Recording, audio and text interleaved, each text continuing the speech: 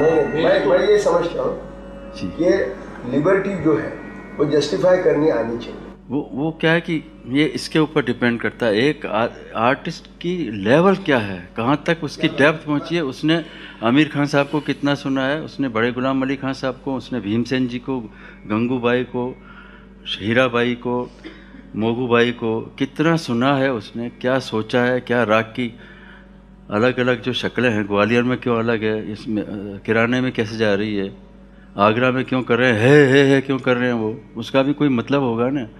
तो ये अलग अलग तरीके उसके एक्सप्रेशंस हैं। ध्रुपद में रे रे रे रे रे रे नो रो रे नो, ये भी कर रहे हैं, ये भी चलता है, ये शास्त्र है पूरा। इसलिए ऊपर एक अलग दिखाई देता है कि ये पूरा शास्त्र के ऊपर ही आधारित है। लेकिन वो एंटरटेनमेंट आप उसको उसमें कैटेगरी में डाल नहीं पाएंगे। तो क्लासिकल को हमको एंटरटेनिंग बनाना है, इसमें कोई बुराई नहीं है, शास्त्र सम्मत।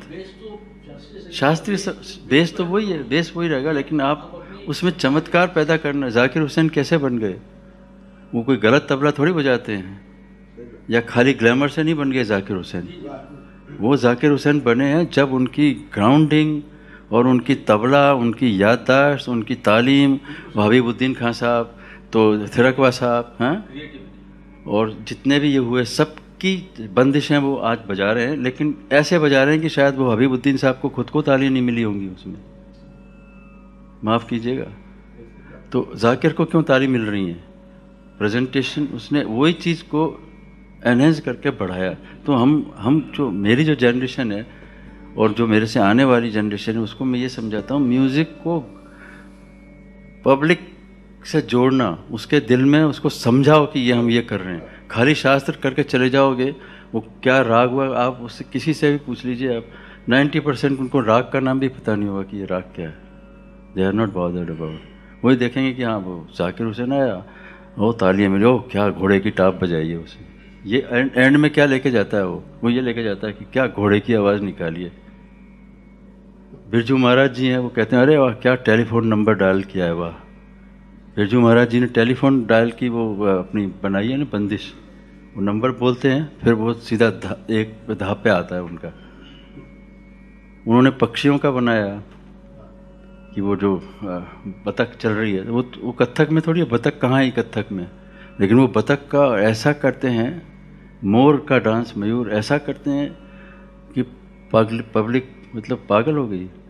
तो वो क्या शास्त्र नहीं है? शास्त्र में तो नहीं था, देखिए बतख तो नहीं थी कत्थक में, या घोड़े की टाप तो नहीं थी तबले में, भजी।